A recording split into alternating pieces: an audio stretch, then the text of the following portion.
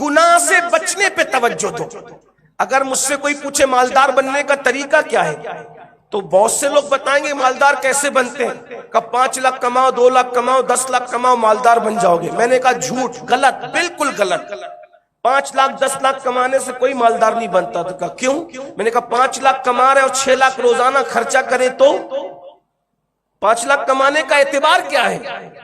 10 لاکھ کما رہا ہے 25 لاکھ روزانہ خرچہ کر رہا ہے تو 10 لاکھ کمانے کا اعتبار کیا ہے؟ اگر مالدار بننا ہے تو میں کمانے کی بات نہیں کروں گا، میں بچانے کی بات کروں. خرچہ کم کرو، مالدار بن جاؤ. یہی تو اصول ہے. جو خرچہ کم کرے گا وہ مالدار بنے گا. بلا تمثیل نیکی پر جتنی امت کی توجہ ہے، آج بہت فخر سے لوگ کہتے ہیں مولانا ہم تہجد بھی پڑھ رہے ہیں. میں نے کہا آپ کو سلام ہے.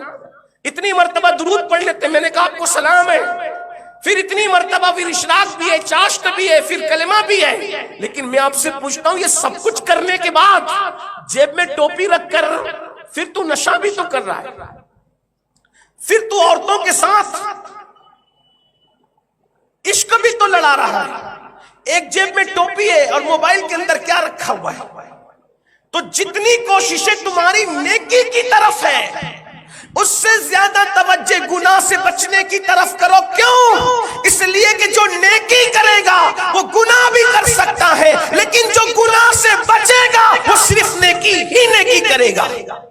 گناہ سے بچنا خود بڑی نیکی ہے، بلکہ نیکی اور گناہ میں فرق یہ ہے جو نیکی کرے صلہ یہ ہے اسی کی مثل اللہ اس کو 10 عطا کرے گا. ایک نیکی کرو تو نیکی کا صلہ کیا ہے؟ 10% اور تمہیں نیکی مل جائے. لیکن اگر گناہ سے بچو گے تو قرآن کہتا ہے وَلِمَنْ خَافَ مَقَامَ رَبِّهِ جَنَّتَانِ، جو اللہ کی بارگاہ میں کھڑے رہنے سے ڈر گیا یعنی اس نے گناہ چھوڑ دیا، اللہ اس کو 2 جنتیں عطا فرمائے گا. نیکی سے بچو تو 10% نیکی زیادہ، اور گناہ سے بچو اسی وقت اللہ تمہیں جنت کا مستحق قرار دے گا. گناہ سے بچنے کی زیادہ اہمیت ہے. آج ہم گناہ سے بچ نہیں پا رہے. ہر سال عمرہ پہ بھی جا رہے ہیں، حج پہ بھی جا رہے ہیں. حضرت کا دھندا کیا ہے؟ تو بھلے جھوٹ بول کے کاروبار کرتے ہیں، ملاوٹ کر کے کاروبار کرتے ہیں. میں نے کہا کس نے کہہ دیا آپ کو ہر سال عمرہ پہ جانے کے لیے؟ ہر سال عمرہ پہ نہ بھی جاؤ، ہر سال حج پہ نہ بھی جاؤ، حلال کماؤ. یہ حج اور عمرہ سے بڑھ کر ہے. حضرت سیدنا ابراہیم خواص رضی اللہ تعالیٰ عنہ فرماتے ہیں، جملے پہ غور کر لیں، بہت خوبصورت جملہ آپ نے فرمایا حرام کے ایک لقمے سے بچ جانا، حرام کے ایک لقمے سے بچ جانا میرے نزدیک 100 نفلی حج کرنے سے بہتر ہے. اندازہ فرمائیں کتنے لوگ ہیں جو حلال پر ہیں، پھر کہتے ہیں نماز میں مزہ نہیں آتا. پیٹ میں کیا ڈال رکھا ہے؟ پیٹ میں تو حرام کا لقمہ ہے. جھوٹ بول کے کما رہے ہو، ملاوٹ کر کے کما رہے ہو. بلکہ کچھ لوگ تو اتنے جری ہیں کہ وہ سود کا دھندا کر رہے ہیں. اب تو ڈر لگتا ہے کہ کس کے یہاں جائے دعوت میں، کس کے یہاں نہ جائے. اس لیے پہلے بزرگ لوگ 5 منٹ 10 منٹ کی تقریر کرتے تھے، لوگ بدل جاتے تھے. گھنٹوں گھنٹوں تقریر کرو کوئی بدلتا ہی نہیں ہے. وجہ جو سن رہے نا ان کے پیٹ میں حلال ہے، اور جو سنا رہے ان کو بھی حلال کھانے نہیں دیتے. کمیٹی کے لوگ تو یہ دیکھتے ہیں پورے محلے میں مالدار کون ہے، حضرت کی دعوت وہاں کرو. اللہ کے بندو، حضرت کی دعوت مالدار کے یہاں کرنے کی بجائے حضرت کے یہاں کی دعوت حلال کمانے والوں کے یہاں کیا کرو. جب آپ مقرر ہی کے پیٹ میں حرام لال ڈال کر کے لاؤ گے تو اس کی بات کہاں اثر کرے. میں جانتا ہوں کہ مقرر لوگ کو پتہ نہیں ہوتا، علماء کو معلوم نہیں ہوتی، ان کو وہ تو مہمان ہوتے ہیں، باہر سے آتے ہیں، کہیں اور سے آتے ہیں. یہ ذمہ داری آپ کی ہے. آپ کو بتاؤں آج ظالم حکمراں دنیا بھر کے اندر ننگا ناچ کر کے فرعون کی یادوں کو تازہ کر رہے ہیں. لوگ بددعائیں کرتے ہیں مصلی پر، کیوں قبول نہیں ہوتی؟ کیوں قبول؟ پیٹ میں حلال نہیں رہے. دنیا داروں کا پیٹ تو دنیا داروں کا پیٹ ہے، دین داروں کے پیٹ میں بھی آپ نے حلال رہنے نہیں دی، اس لیے دعائیں قبول نہیں ہو رہی. حلال کو لازم پکڑو. بلکہ رات بھر عبادت نہ بھی کوئی کرے، صرف فرائض واجبات اور تاکیدی سنتوں پر ہی اکتفا کرے اور حلال ہو تو اس کے ولی بننے کے لیے کافی ہے۔ لقمہ حلال سے توجہ ہٹی ہے مسلمانوں کی۔ ایک مرتبہ حجاج بن یوسف، یہ حجاج بن یوسف وہ لعنتی اور بدترین انسان ہے کہ جو مولائے کائنات کی بددعا سے پیدا ہوا تھا۔ اب تک آپ نے سنا ہوگا کہ دعا سے بہت سے بچے پیدا ہوئے، لیکن یہ بددعا سے پیدا ہوا، مولا علی کی بددعا سے یہ پیدا ہوا۔ مولا علی پر لوگوں نے اتنا ظلم کیا، کوفہ میں اتنا ستایا کہ مولا مشکل کشا جب لوگوں نے ان کو بہت ستایا تو اللہ سے عرض کیا، مولا یہ کوفی مجھے بہت ستاتے ہیں، میں تجھ سے دعا کرتا ہوں کہ مجھے اپنے پاس بلا لے، اپنے اس بہترین بندے کو اپنے پاس بلا لے، مجھے میرے دوستوں سے ملا دے، مجھے میرے پیاروں سے ملا دے، ملا دے محمد الرسول اللہ سے، ملا دے صدیق اکبر سے، ملا دے فاروق اعظم سے، ملا دے میرے بھائی عثمان سے مجھے، اور اپنے پاس بلا لے، اور میرے بعد ان پر اتنا ظالم مسلط کرنا تاکہ ان کو میرے عدل اور انصاف کی اہمیت کا احساس ہو جائے۔ تو بزرگان دین فرماتے جس دن مولا علی کی شہادت ہوئی اسی دن حجاج بن یوسف کی ولادت۔ آپ کی شہادت کا دن اور حجاج کی ولادت کا دن ایک ہے۔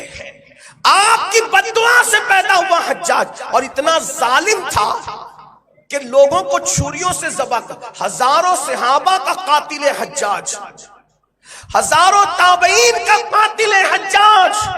حضرت عبداللہ ابن زبیر کو مکے کی سرزمین پر سولی پہ کئی دن تک اس نے لٹکائے رکھا، بہت ظالم تھا۔ جب یہ کوفہ آیا تو کچھ لوگوں نے اس سے کہا، حجاج تو جہاں گیا تو نے ظلم کیا، اب تو کوفہ آیا ہے یہاں ظلم نہ کرنا۔ اس نے کہا کیوں؟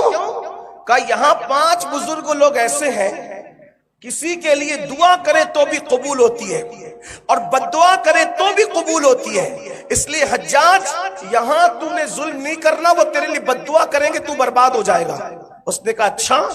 وہ 5 بزرگوں کو اس نے دعوت دے کے محل میں بلایا، اور بلانے کے بعد ان کو کھانا کھلایا۔ ان بزرگوں کو تو پتہ بھی نہیں تھا، معلوم بھی نہیں تھا، ان کو کھانا کھلایا۔ جب وہ کھانا کھا چکے جانے لگے تو ایک بزرگ نے فرمایا، حجاج سنا ہے تم بہت ظلم کرتے ہو، یہاں مت کرنا، ہم 5 کو دیکھ رہے ہو نا، ہم 5 میں ایک آدمی وہ ہے، اگر دعا کرے تو بھی قبول، بددعا کرے تو بھی قبول، اگر تم ظلم کرو گے تو ہم تمہارے خلاف بددعا کر دیں گے، بچنا۔ اس نے کہا چلو جاؤ یہاں سے، نکلو، چلو، تم میرا کچھ نہیں بگاڑ سکتے۔ تو انہوں نے کہا کیوں؟ کہا کہ اسی لیے تو میں نے تم کو بلایا تھا تاکہ میں تم کو حرام کھلا دوں، اور میں تمہارے پیٹ میں حرام ڈال چکا، اب مجھے نہ تمہاری دعا سے کوئی پرواہ ہے نہ تمہاری بددعا سے کوئی پرواہ ہے۔ اور دنیا نے دیکھا اس غیر محتاط لقمے کے بعد پھر ان کی دعا اور بددعا کا وہ اثر نہیں دیکھا گیا۔ آج دنیا مسلمانوں کو حرام کھلانا چاہتی ہے، تمہارا نام عبداللہ رہ چلے گا، عبد الرحمن رہ چلے گا، عبد المصطفیٰ رہ چلے گا، ذرا ٹٹولو تو صحیح، جو اپنے بچوں کو کھلاتے ہو کتنا حلال ہے، جو خود کھاتے ہو کتنا حلال ہے۔ مسلمانوں، مومن کی دعا اللہ کبھی رد نہیں کرتا، لیکن مومن اگر حرام کھا لے تو پھر اس کی دعا قبول نہیں کی جاتی۔ بلکہ ایک حدیث پاک ہے، یہاں تک نبی بھی تائید کر رہے ہیں، نبی، مومن کی دعا کی تائید اللہ کا نبی کر رہا ہے، پھر بھی اللہ فرما رہا ہے میں قبول نہیں کروں۔ حدیث سنیے، ایک شخص رو رہا ہے، گڑ گڑا رہا ہے اور دعا کر رہا ہے۔ حضرت عیسیٰ علیہ السلام یا موسیٰ علیہ السلام، دونوں عظیم پیغمبر میں سے ایک ہستی کا نام آتا ہے روایتوں میں، وہ کہتے ہیں اللہ اس کی دعا قبول کر لے، نبی تائید کر رہے ہیں۔ اور نبیوں میں بھی کون؟ 4 انبیاء کرام میں جو مرتبہ رکھتے ہیں، عظیم مرتبہ رکھنے والے انبیاء تو سب عظیم ہیں، لیکن یہ 4 کی ایک اپنی الگ شان ہے، انفرادی شان ہے۔ نبی نے تائید کر دی، اللہ اس کی دعا قبول کر لے۔ کتنا رو رہا ہے، کتنا گریہ کر رہا ہے، ندا آتی ہے میرے محبوب اگر یہ روتے روتے مر بھی جائے تو بھی اس کی دعا قبول نہ کریں گے. نبی نے تائید کی ہے, پھر بھی جواب آتا ہے اس کی دعا قبول نہ کریں گے. اس سے اتنا ناراض کیوں ہے؟ کیوں اتنا ناراض ہے اس سے کہ کہا جاتا ہے کہ روتے روتے گڑ گڑا کے مر جائے تو بھی اس کی دعا قبول نہ کریں گے. تو جواب آتا ہے یہ رو تو رہا ہے لیکن اس کے بدن پر جو کپڑا ہے وہ حرام کا ہے, اور اس کے پیٹ میں جو لقمہ ہے وہ حرام کا ہے. جس کے بدن پہ حرام ہو, جس کے پیٹ پہ حرام ہو, ہم اس کی دعا کو قبول نہیں کریں گے. اندازہ کریں, یہ آج کی کیفیت ہے. اور یاد رکھنا, آج ہر ماں باپ جو پریشان ہے نا کہ میرے بچے میرے فرما بردار نہیں, میری اولاد میری فرما بردار نہیں, تو کھلایا کیا ہے؟ بس اپنی بات سمیٹتے ہوئے, عنوانات تو آپ نے بہت سے دیے لیکن ٹائم بھی مختصر ہے اپنا, اس میں اپنی بات پوری کر رہا ہوں. آپ کی توجہ ہے, اولاد نافرمان کیوں ہے؟ کیوں ہے؟ کھلایا کیا ہے؟ اس لیے کہ جب لقمہ حرام کھلاؤ گے تو اولاد نافرمان ہوگی, تمہاری بھی اور تمہارے رب کی بھی. کتنے بھی بڑے ادارے میں پڑھا لو, کتنے بھی بڑے اسکول میں پڑھا لو, کتنے بھی بڑے مدرسے میں پڑھا لو, اگر پیٹ میں حلال نہیں ڈالا, دیکھو خون اثر دکھاتا ہے, خون کی اپنی تاثیر ہے, خون کی اپنی تاثیر ہے. اسی لیے ہمارے اسلاف نے اولاد کی تربیت پر جتنی توجہ دی ہے اس سے زیادہ ان کے لقمے پہ توجہ دی. آج چائنیز کی دکانوں کے نام پر, نان ویج کی دکانوں کے نام پر لوگ کیا کیا جا کے کھاتے ہیں. یہ روز